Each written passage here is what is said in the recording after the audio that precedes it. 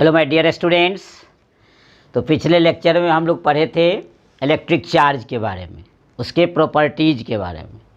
आज हम लोग उससे थोड़ी कड़ी को आगे बढ़ाते हैं। आज हम लोग इम्पोर्टेंट टॉपिक स्टार्ट कर रहे हैं इसी का, Coulomb's law. Coulomb's law very important topic है, electric charge in Coulomb's law. Electrostatics के फर्स्ट चैप्टर का बहुत मेन टॉपिक में इसकी गिनती होती है, कूलम्ब्स लॉ। स्टार्ट करते हैं हम लोग। क्या हम लोगों ने पिछला लेक्चर में पढ़ा था? Similar charges repel to each other but dissimilar charges attract to each other. That is like charges repel to each other and unlike charges attract to each other. आज इसी के बारे में हम लोग स्टडी करेंगे। वो दो चार्ज जो अट्रैक्ट किया था या रिपेल किया था, उनके बीच जो इंटरेक्शन फोर्स लगेगा, हम कहते हैं अट्रैक्ट करेगा या रिपेल करेगा, वो तो कोई किसी न किसी फोर्स के द्वारा होगा। उस फोर्स को हम लोग बोलते हैं इंटरेक्शन फोर्स। पहले समझेंगे यहाँ, उसके बाद हम लोग इस पर प्रकाश डालेंगे आराम से। इंटरेक्शन फोर्स, इसका मतलब, इंटरेक्शन का मतलब दोनों, या तो फोर्स ऑफ अट्रैक्शन या फिर force of repulsion. Force of repulsion, ये दोनों के कंबाइंड फॉर्म को ही बोलते हैं फोर्स ऑफ इंटरेक्शन और इंटरेक्शन फोर्स। तो हम लोग यहाँ बात करेंगे कूलम्ब्स लॉ का। 1785 में, इन 1785 coulomb proposed a law for the force of attraction or the force of repulsion, that is interaction force or force of interaction. वही नियम, that law came to be known as Coulomb's law। क्या हमने कहा कि in 1785 Coulomb proposed a law for the force of interaction, that is force of attraction or force of repulsion, known as Coulomb's law। कहता क्या है Coulomb's law? देखिए, according to this law कहता है कि जब जो पॉइंट चार्जेज को हम लोग किसी सर्टेन डिस्टेंस से सेपरेट करके रखते हैं, अब बात उठती है कि हम रखते हैं, हवा में भी रख सकते हैं, पानी में भी रख सकते हैं, मेटल के साथ भी रख सकते हैं। कई ऐसे मटेरियल हैं जहां आप उसकी उपस्थिति में चार्ज को प्लेस कर सकते हैं। जैसा कि देखिए, हम यहाँ फिगर बना रहे हैं, तब आपको ज़्यादा समझ में आएगा, तब आपको क्लियर होगा कि कैसे ये फोर्स ऑफ इंटरेक्शन एक्ट करता है बिटवीन टू चार्जेज, तब ज़्यादा समझ में आपको आएगी बात। देखिए, यहाँ हम बना रहे हैं ये दो पॉइंट चार्जेज। देखिए आराम से, आप एकदम आराम से, कॉपी कलम साथ में। इम्पोर्टेंट टॉपिक है Q1 और Q2, दो पॉइंट चार्ज हमने लिया। पिछले ही लेक्चर में मैंने बताया था कि चार्ज को Q से रिप्रेजेंट करेंगे, आइदर स्मॉल q हो या capital Q, does not a matter. लेकिन सुविधा के रूप में हम लोग आमतौर से जनरली अक्षरशः प्रायः स्मॉल q का इस्तेमाल करते हैं, इसलिए हम यहाँ पर स्मॉल q के रूप में रिप्रेजेंट करते हैं। तो दो पॉइंट चार्ज हमने Q1 और Q2 को कंसीडर किया। हम मान लेते हैं कि दोनों के बीच सेपरेटिंग डिस्टेंस r है। अब इस दोनों के बीच जो फोर्स ऑफ इंटरेक्शन होगा, या तो अट्रैक्शन होगा या रिपल्सन होगा। आप में से यदि थोड़ा भी ध्यान रहा होगा पिछले लेक्चर का, तो देखिए यहाँ कोई साइन नहीं है, इसका अर्थ है कि ये पॉजिटिव है। यहाँ कोई साइन नहीं है, इसका अर्थ है कि पॉजिटिव है। अब ये दोनों लाइक चार्ज है या अनलाइक चार्ज, ये क्लियर हो गया देखने से कि दोनों लाइक चार्ज है। लाइक चार्ज होंगे तो रिपल्सन होगा या अट्रैक्शन होगा, ये भी क्लियर हो गया कि रिपल्सन होगा। इसका अर्थ हुआ कि इस पर लगने वाला फोर्स यदि इधर ये F है तो ये इधर लगेगा, दैट इज रिपल्शन। यदि यहाँ एक पॉजिटिव होता, एक निगेटिव होता, तो दोनों के बीच अट्रैक्शन फोर्स लगता। शुरू में ही हमने बताया कि या तो अट्रैक्शन फोर्स लगे या रिपल्सन फोर्स लगे, फोर्स ऑफ इंटरेक्शन के केस में कूलम्ब्स लॉ लागू होगा।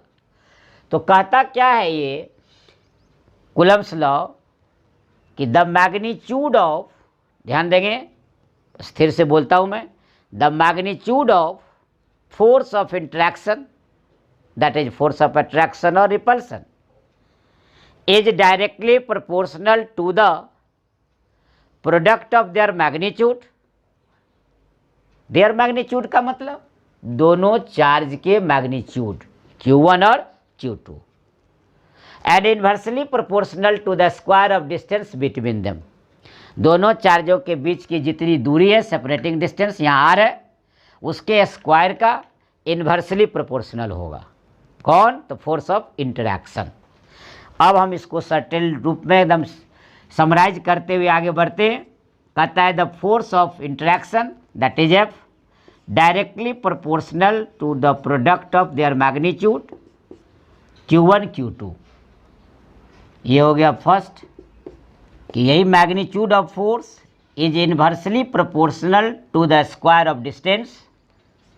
नंबर 2 क्लियर दिख रहा होगा कि Q1 और Q2 दो चार्जेज हैं जिसके प्रोडक्ट ऑफ देयर मैग्नीट्यूड का डायरेक्टली प्रोपोर्शनल है ये फोर्स, और दोनों के बीच का जो सेपरेटिंग डिस्टेंस है यार उसका स्क्वायर का इन्वर्सली प्रोपोर्शनल है।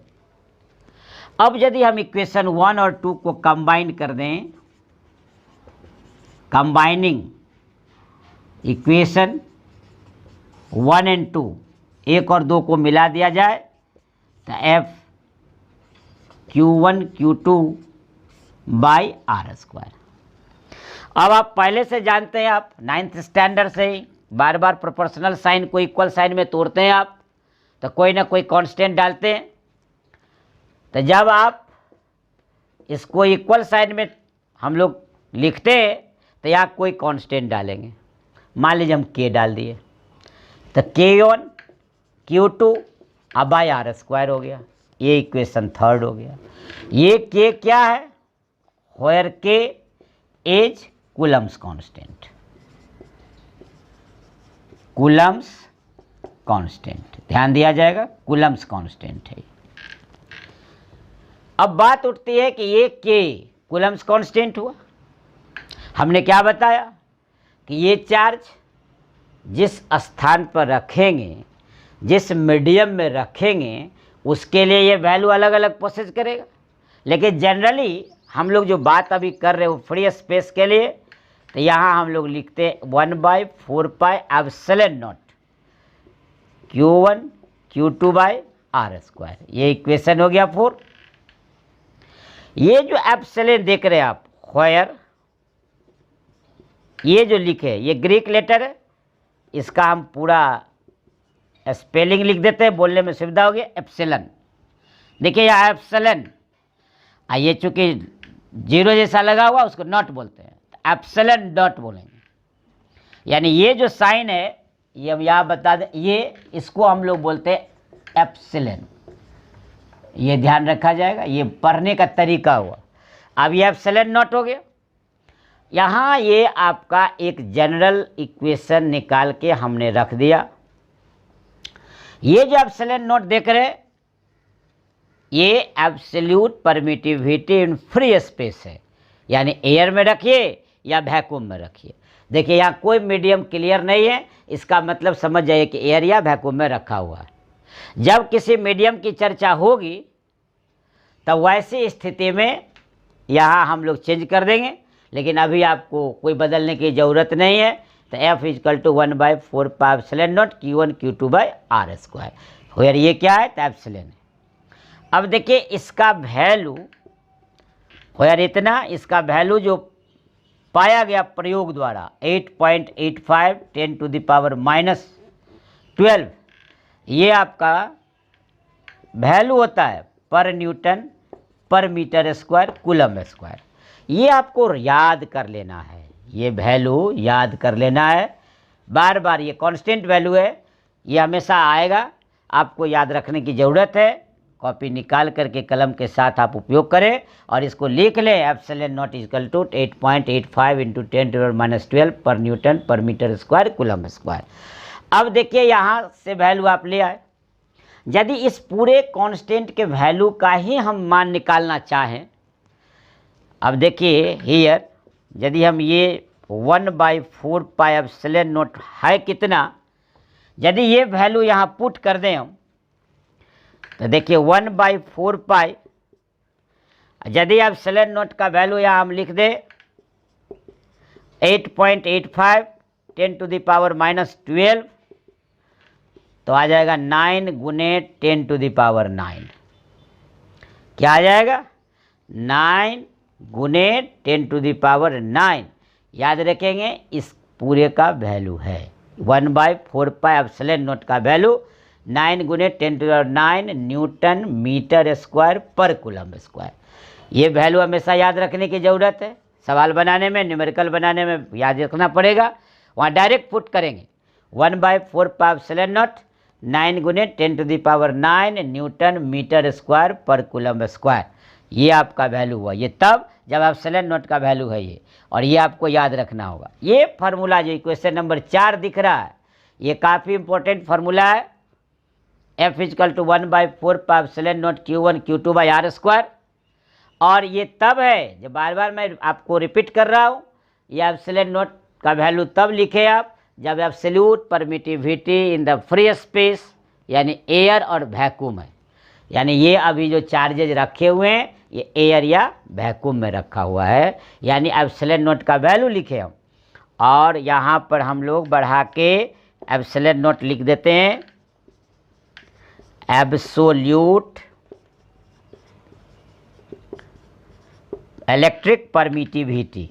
चूँकि आपको मैग्नेट भी आगे पढ़ना है, सेम चीज़ आएगा, थोड़ा सा अंतर, इसलिए आप ध्यान से पढ़ें, वहाँ काम पड़ेगा। एब्सोल्यूट इलेक्ट्रिक परमिटिविटी इन फ्री स्पेस। हम लोग इसमें वैक्यूम और एयर का इस्तेमाल करते हैं, यूज करते हैं, उपयोग करते हैं।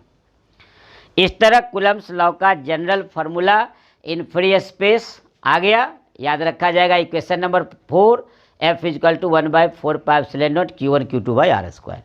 अब बात उठती है कि हम एयर में नहीं रखें, हम किसी ऐसे मीडियम में रख दें, हम किसी ऐसे मीडियम में रख दें जो एयर के अतिरिक्त हो, एयर ना हो, तब तो फार्मूला में बदलाव आएगा। तो फार्मूला में क्या बदलाव आएगा थोड़ा देख लिया जाए, उतारते चलना है साथ साथ, बहुत इम्पोर्टेंट चीज़ है।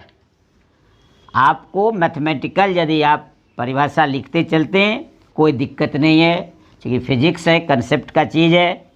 इसमें मटेरियल एकदम आपका कंटेंट सही रहना चाहिए। एज RM वाज वेयर दायां बायां ऊपर नीचे जो सजावट है वो आगे पीछे चलेगा। फिजिक्स में कंटेंट्स फैक्ट्स काफ़ी मायने रखता है। अब देखिए, हम बताए कि यहाँ एयर या वैक्यूम में नहीं है, किसी ऐसे मीडियम में है। यदि सीधे एप्सिलॉन हम मान लेते हैं, इन ए मीडियम है ऑफ परमिटिविटी एप्सिलॉन, हम केवल वहाँ लिखा हुआ देख रहे हैं आप दाहिने बगल एप्सिलॉन। यदि ये है तब क्या होगा, तब फोर्स ऑफ अट्रैक्शन F 1/4πε हो जाएगा, Q1 Q2/r² हो जाएगा। इक्वेशन 5 डालते हैं इसको हम, चूंकि ये मीडियम ऑफ परमिटिविटी को माने आप, तो यहाँ हम FM लगा देते हैं। इससे क्लियर हो गया कि ये मीडियम है। इसमें नहीं लगा हुआ है तो समझिए आप एयर है या वैक्यूम है। अब आपके पास फार्मूला बन के तैयार हो गया, इक्वेशन नंबर 5, ये किसी मीडियम के साथ है।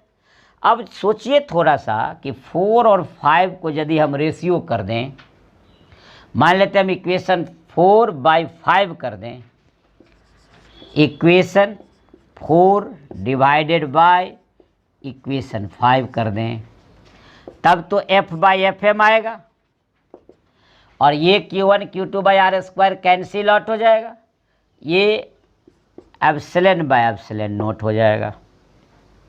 ये इक्वेशन नंबर 6 हो गया। ये क्या बताया एप्सिलॉन, देखिए लिखा हुआ है मीडियम ऑफ परमिटिविटी, क्या बताया एप्सिलॉन नॉट, लिखा हुआ है परमिटिविटी इन फ्री स्पेस, वैक्यूम और एयर। तो ऐसी स्थिति में ये दोनों सेम क्वांटिटी का रेशियो हो गया और ये भी दोनों सेम क्वांटिटी का रेशियो हो गया। Force acting between 2 point charges in air और वैक्यूम और free space. FM the force acting between 2 point charges in a medium of permittivity epsilon. इसी रेशियो को हम लोग कहते हैं एप्सिलॉन आर। क्या कहते हैं? एप्सिलॉन आर यानी डाइलेक्ट्रिक कांस्टेंट। हम लोग इक्वेशन 6 को इसको घेर देंगे, इंपॉर्टेंट हो गया। और दिस रेशियो इज कांस्टेंट, ध्यान रखा जाएगा।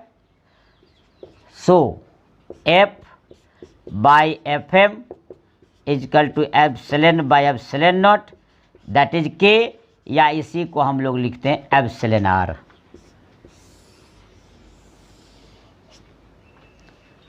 ये आ गया epsilon R.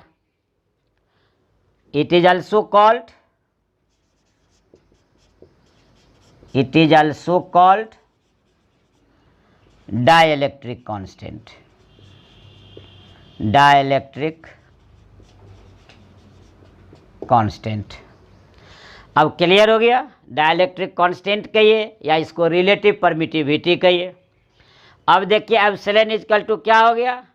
Epsilon nought epsilon R.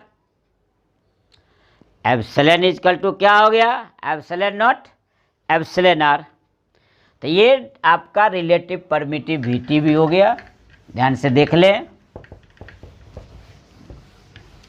अब डाइलेक्ट्रिक कांस्टेंट कहिए या एप्सिलॉन आर को हम लोग यहाँ रिलेटिव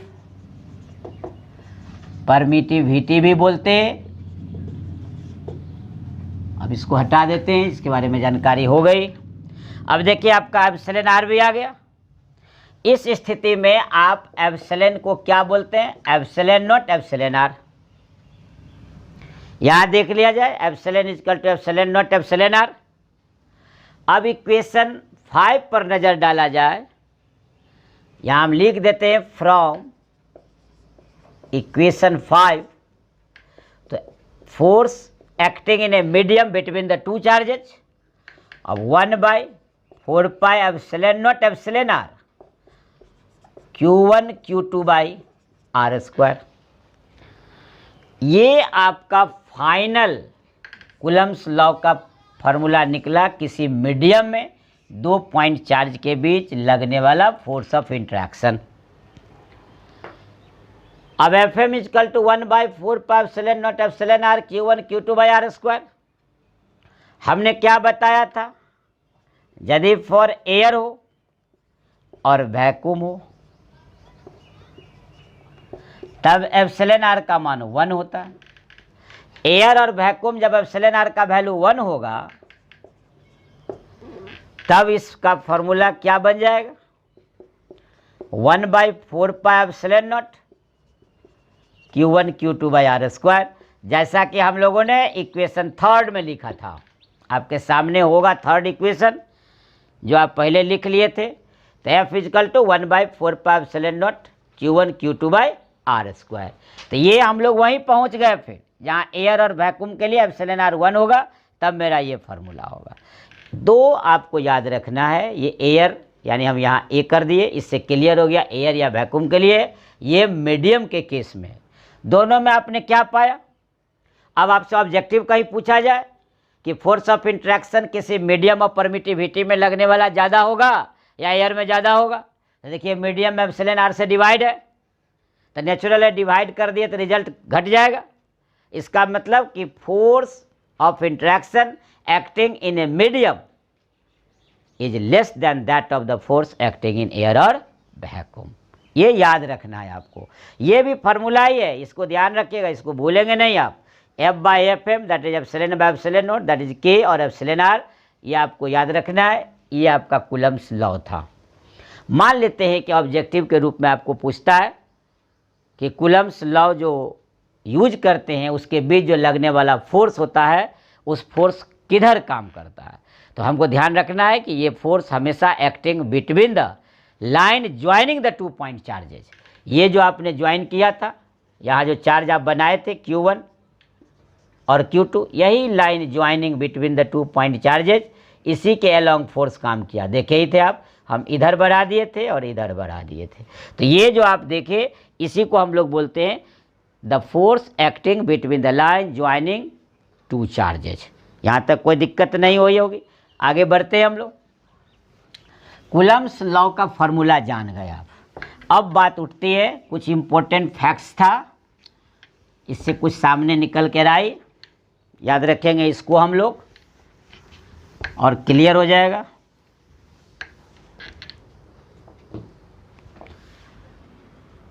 इसको बोलते हैं नोट्स,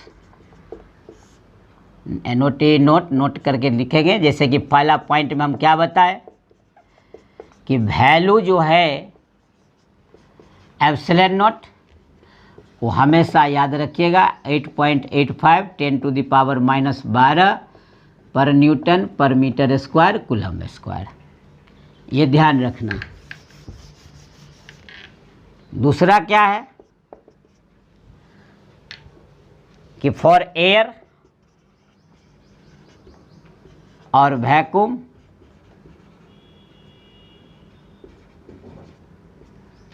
एप्सिलॉन आर का वैल्यू 1 है। For water epsilon R 80। अलग बात है कि कोई किताब 81 भी लिखता है, लेकिन राउंड फिगर चूँकि आसान पड़ेगा इसलिए 80 लिख दिए। और फॉर मेटल एप्सिलॉन आर का वैल्यू आप इन्फिनाइट रखेंगे, यानी के का वैल्यू है ये। एप्सिलॉन आर का मतलब डाइलेक्ट्रिक कांस्टेंट, तो डाइलेक्ट्रिक कांस्टेंट यानी के का वैल्यू 1, यहाँ के का वैल्यू 80 और 81, और के का वैल्यू यहाँ क्या हो गया, इन्फिनिटी। ये याद रखना आपको ज़रूरी है। दूसरा और तीसरी सबसे बड़ी बात कि जिस मीडियम में चार्ज को रखेंगे उस पर भी ये निर्भर करेगा। तो इस तरह आपको ये नोट हो गया। और अब आपके आगे बढ़ाते हैं अब कि अलग से छोटा क्वेश्चन आपको आ जाए कि कूलम्स लॉ का, ये जो कूलम्स लॉ हम लोगों ने पढ़ा, कूलम्स लॉ, इसके बारे में पूछता है कि क्या कैरेक्टरिस्टिक्स है, कैरेक्टरिस्टिक्स ऑफ कूलम्स लॉ। तो हम लोगों ने पहला क्या कहा कि ये जो फोर्स है कूलम्स फोर्स, ध्यान रखेंगे, Coulomb's force acts along the line joining between two charges,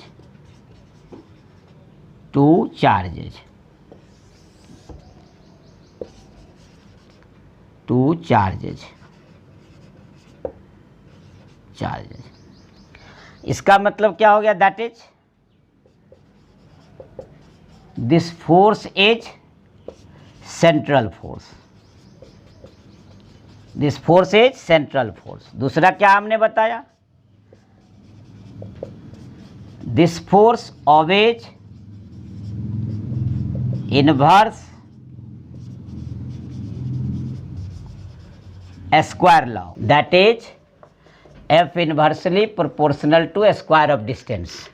देखिए ये इन्वर्स स्क्वायर लॉ का ओबे किया जा रहा है, ध्यान रखेंगे, ये आपका याद रखना है। अब है third, this force depends upon the medium in which charges are placed.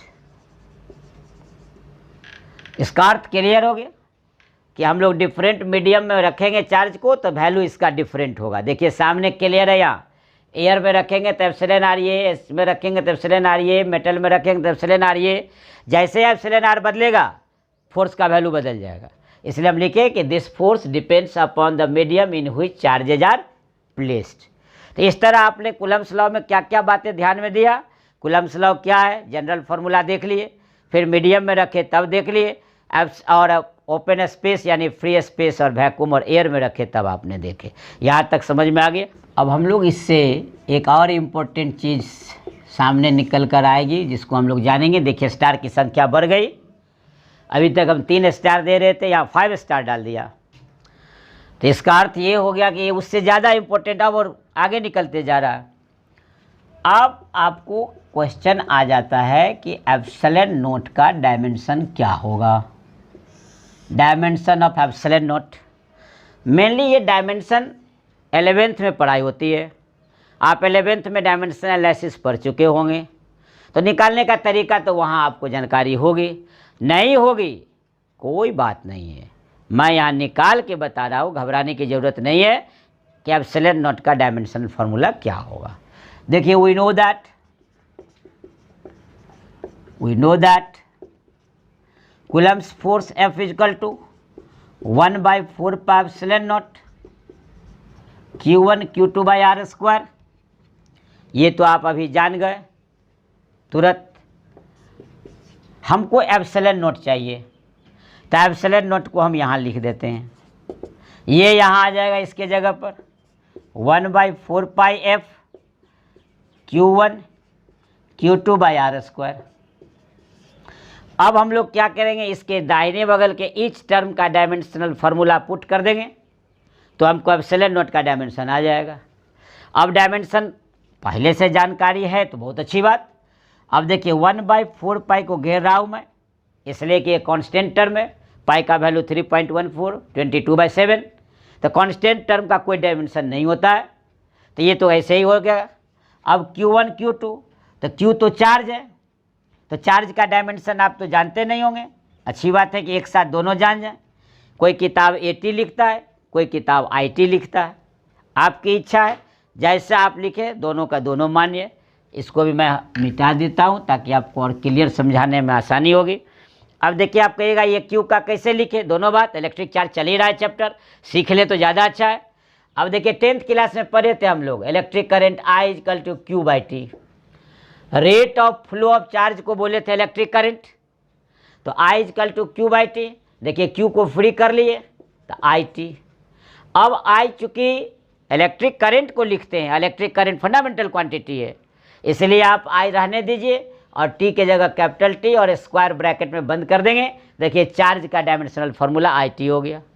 लेकिन होता क्या है, बहुत सारी किताबें आजकल क्या करती है कि I के जगह A लिख देती है एम्पियर के नाम पर, क्योंकि विद्युत धारा का मात्रक एम्पियर है, तो हम लोग AT के रूप में लिखे या IT। ये पहले कन्फ्यूजन दूर कर लीजिए, इसलिए कि आगे आना है, आगे मिलेगा। चूँकि आपके बुकलेट जो टेस्ट पेपर मिलेंगे उस गारंटी नहीं है कि I रहेगा कि A रहेगा, दोनों में से कोई भी रह सकता है, आपकी जानकारी पक्की रहनी चाहिए। तो यहाँ पर हम लोग Q के जगह मान लीजिए AT ही लिखें, तो एक Q का हो गया AT, दूसरे Q के लिए फिर AT।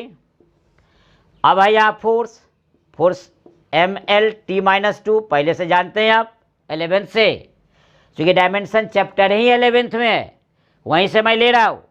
और ये डिस्टेंस है तो L2। आगे बढ़ जाइए, देखिए A 2 है तो ये 2 हो गया, T देखिए 2 है और नीचे -2 है, ऊपर गया T 4 है, M देखिए अकेला है M -1 है, L देखिए 2 और 1 3 है, तो देखिए नीचे से ऊपर जाएगा। अब इसको सजा लेते हैं, M -1 L -3 T के पावर 4 और A के पावर 2, ये डायमेंशनल फार्मूला होगा। M -1 L -3 T के पावर 4 A के पावर 2। यही यदि A के जगह I लिखते आप तो यहाँ I के पावर 2 आ जाता। तो ये dimensional formula of epsilon note है, काफ़ी इंपॉर्टेंट है, कई कम्पिटेटिव एग्जाम में आया हुआ है। ये NEET, JEE mains, state engineering, state medical, बहुत सारी परीक्षाओं में पूछी जाती है, इसलिए मैंने 5 स्टार देकर आपको बताया कि डायमेंशन ऑफ एप्सिलॉन नोट क्या होगा।